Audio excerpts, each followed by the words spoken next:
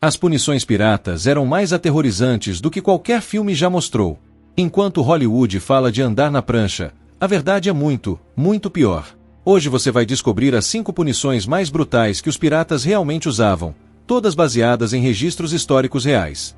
E eu te garanto, depois desse vídeo, você nunca mais vai romantizar a vida pirata.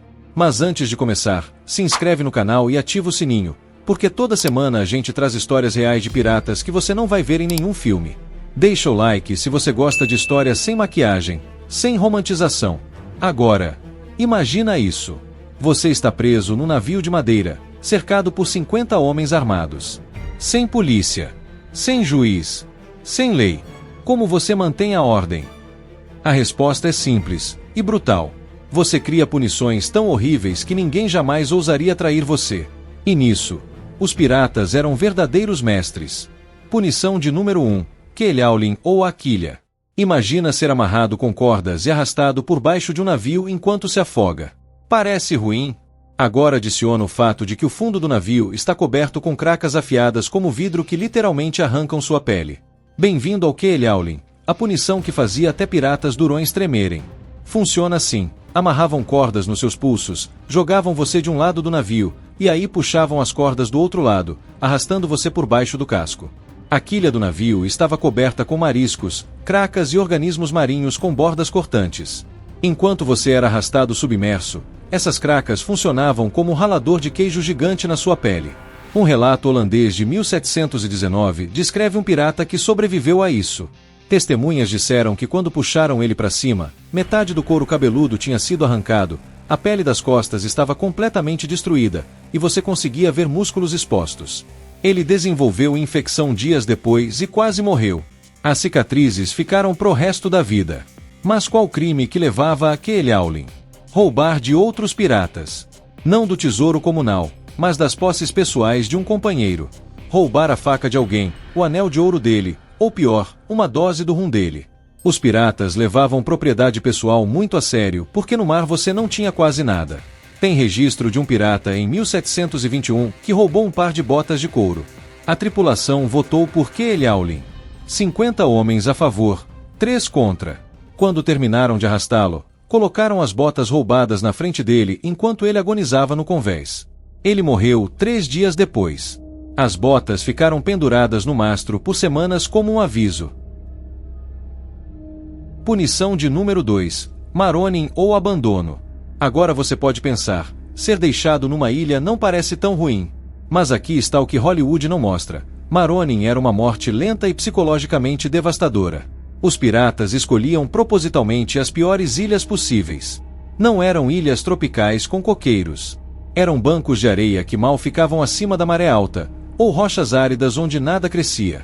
E aqui vem a parte cruel. Eles deixavam você com uma garrafa de água e um revólver com uma bala, e nada mais. Pensa na psicologia disso. Uma escolha, morte rápida agora, ou morte lenta por dias ou semanas. Charles Vane, pirata famoso, passou quase 2 anos abandonado numa ilha. Quando finalmente foi encontrado por acidente, ele estava praticamente selvagem. Cabelo até a cintura, pele queimada como couro, falando sozinho constantemente. Ele disse depois que a parte pior não era fome ou sede. Era a solidão absoluta que fazia ele questionar se ainda era humano. Um caso documentado de 1720 conta sobre Edward England, abandonado numa ilha tão pequena que na maré alta eles tinham que ficar em pé porque a água cobria quase tudo. 3 piratas foram deixados lá. Eles sobreviveram 3 semanas comendo caranguejos crus. Quando foram resgatados por pescadores, um já tinha morrido. O crime que levava a Maronin. Covardia durante batalha. Se você se escondia enquanto seus companheiros lutavam, se você mostrava medo que colocava outros em perigo, você era abandonado. Tem relato de 1718 de um pirata encontrado tremendo no porão durante um ataque. Jogaram ele num bote com um remo e apontaram para a direção da terra mais próxima, 3 dias de distância. Ninguém sabe se ele chegou. Punição de número 3, Sviatin ou Inferno do Suor. Essa parece absurda quando você ouve, mas era terrivelmente eficaz. Forçar alguém a correr em círculos até literalmente morrer de exaustão. Mas tinha um detalhe brutal. Enquanto você corria, a tripulação te cutucava com facas e ferros quentes sempre que você diminuía a velocidade.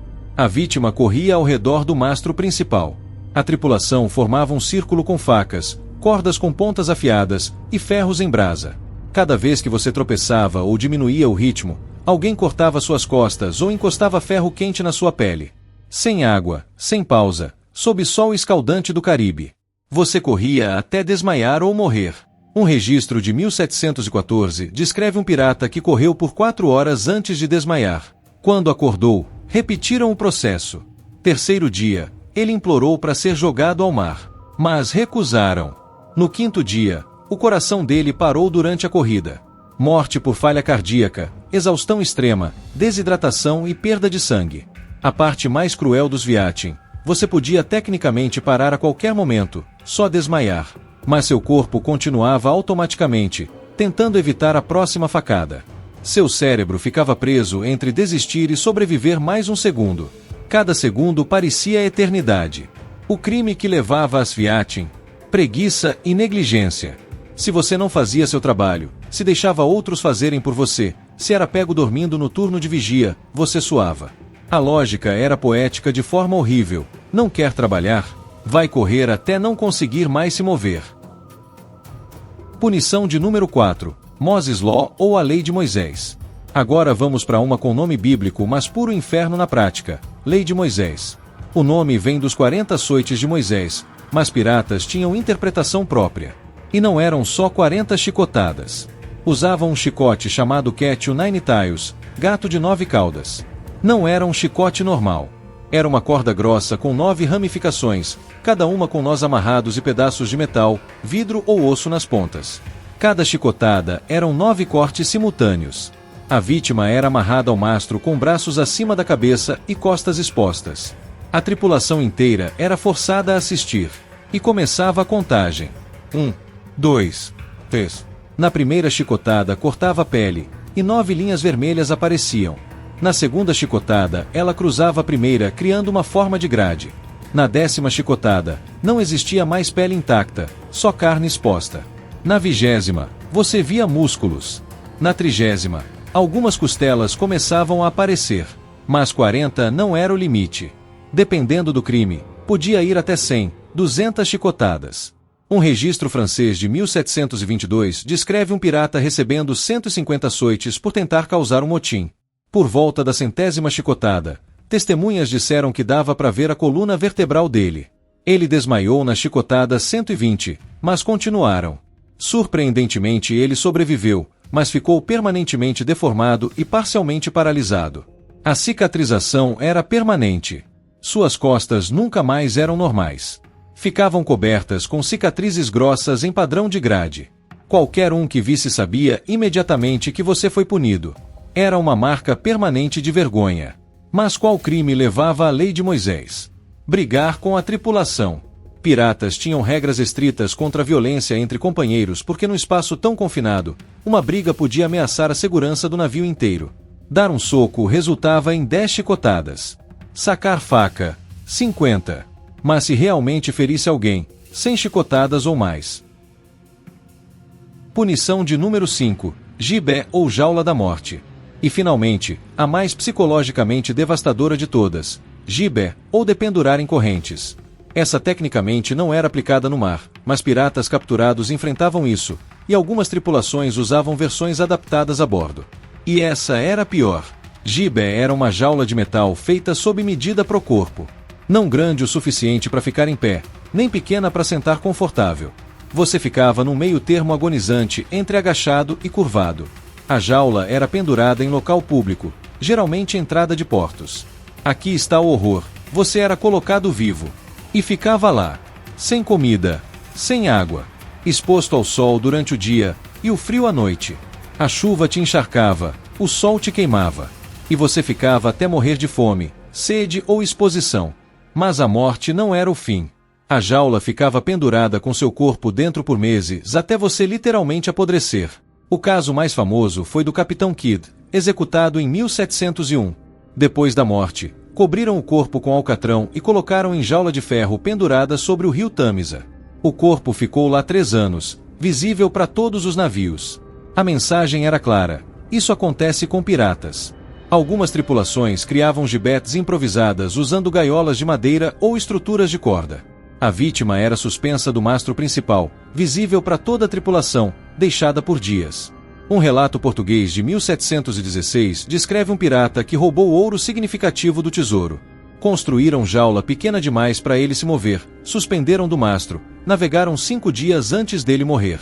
Durante esses dias ele implorou por água, ofereceu informação sobre tesouros. Ignoraram completamente. A parte mais cruel do Gibe era que você via salvação, mas não alcançava. Água logo ali no oceano. Comida sendo servida metros abaixo.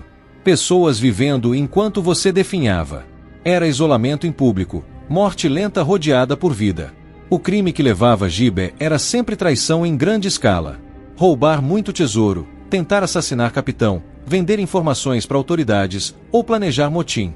Era reservado para os piores crimes porque era a pior punição.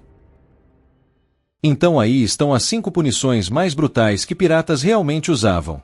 Keel'Aulin te destruía fisicamente de forma imediata. Maronin te matava através de isolamento. Sviatin te exauria colapso. A lei de Moisés te marcava permanentemente. E Gibe combinava tudo numa punição pior que a morte.